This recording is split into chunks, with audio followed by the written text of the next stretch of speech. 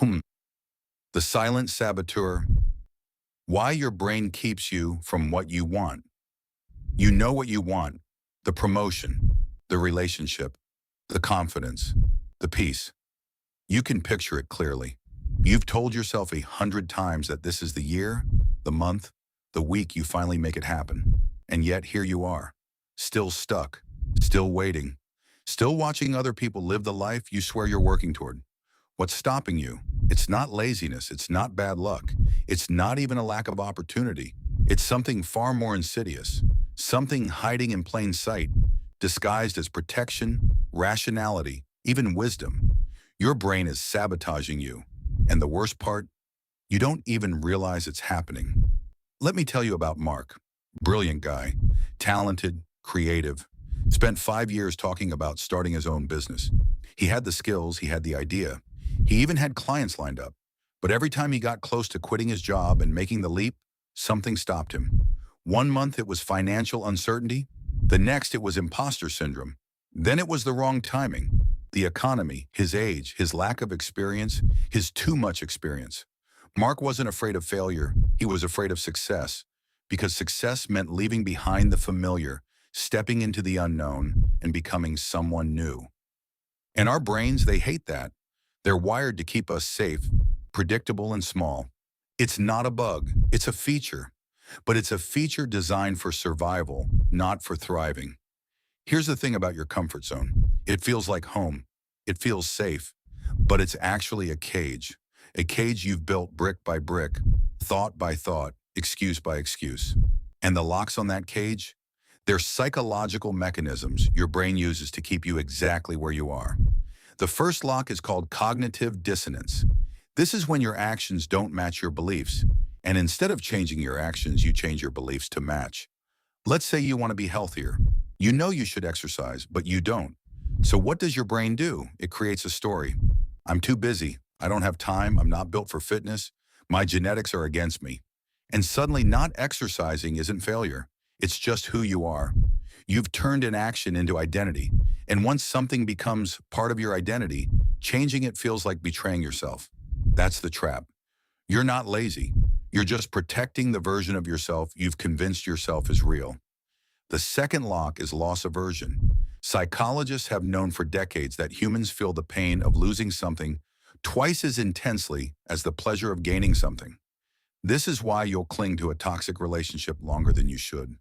Why you'll stay in a job you hate for years. Why you'll hold on to grudges, old habits, outdated beliefs. You're not staying because it's good. You're staying because leaving feels like loss. Even if what you're losing is pain, failure, or stagnation, your brain still registers it as loss. And loss hurts. So you stay. You rationalize.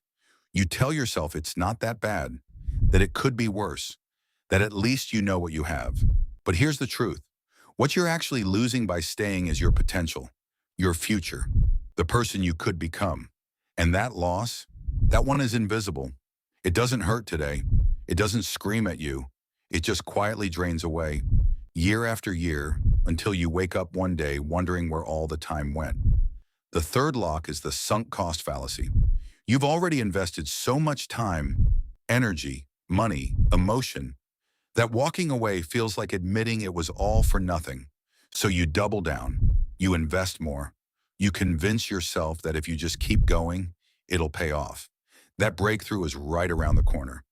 But sunk costs aren't investments. They're gone, finished. The only thing you're investing in now is your future.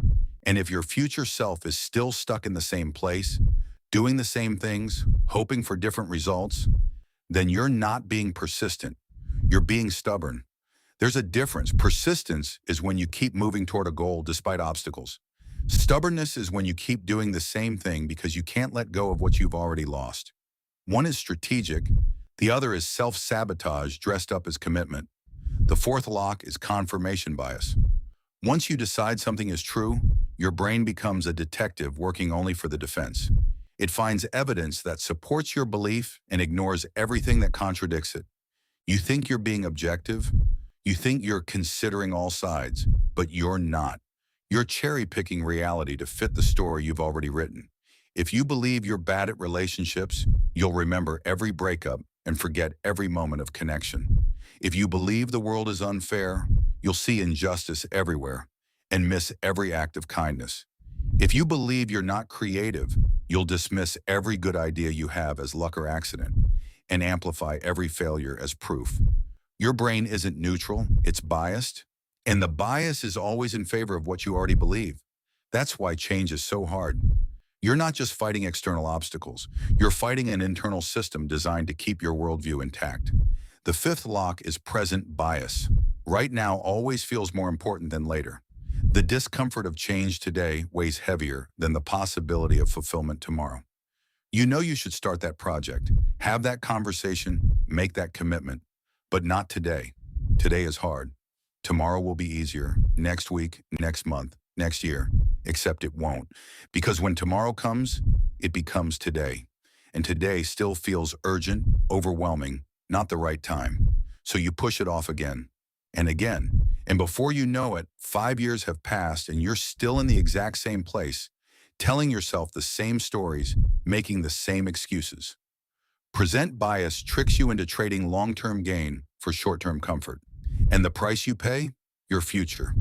Every time you choose the easy thing now over the right thing later, you're making a withdrawal from your potential. And eventually the account runs dry. So how do you break free? How do you unlock the cage your brain has built? It starts with awareness.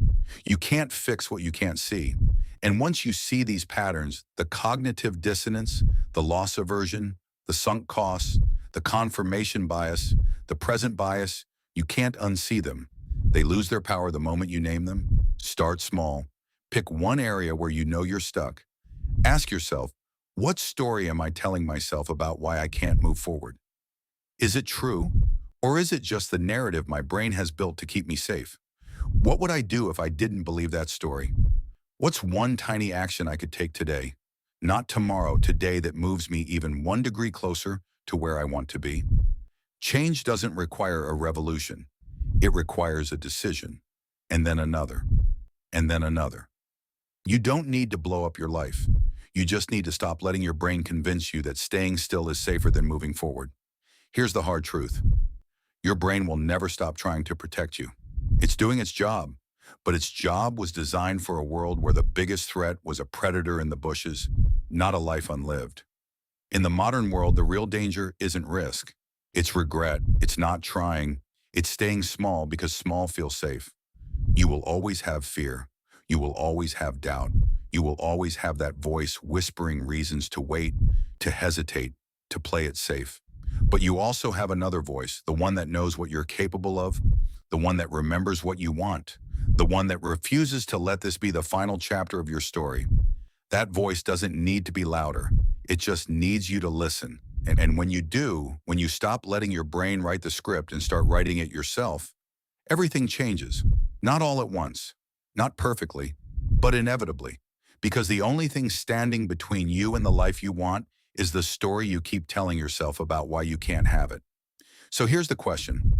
What story are you telling yourself today? And more importantly, are you ready to stop believing it? The cage is real, the locks are real, but so is the key, and you've been holding it the entire time.